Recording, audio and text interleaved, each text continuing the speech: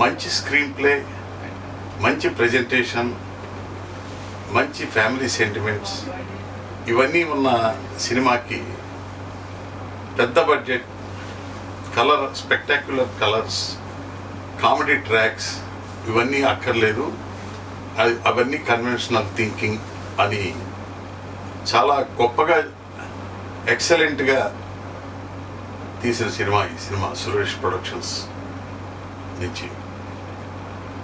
ఇంత మంచి సినిమా ఈ మధ్యకాలంలో, ఇంత thrilling cinema, family drama, full ప్లేటెడ్గా ఫ్యామిలీ డ్రామా.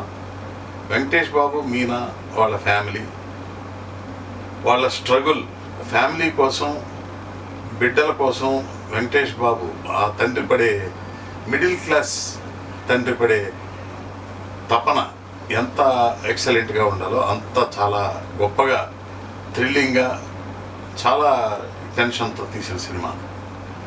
అలాగే వెంకటేష్ బాబుకి ఈక్వల్గా నదియా అంతే ఎక్సలెంట్గా చేసింది. కొడుకు కోసం, కొడుకు ఎక్కడో మిస్ అయ్యాడు అనే తపనతో, ఎక్కడో ఏదో దీంట్లో మిస్టరీ ఉంది అని చెప్పి ఆ అమ్మాయి పోలీస్ ఆఫీసర్గా కొడుకు కోసం తప్పించిన విధానం, ఆ అమ్మాయి చూపించిన ఎక్స్ప్రెషన్ చాలా ఎక్సలెంట్గా ఉంది.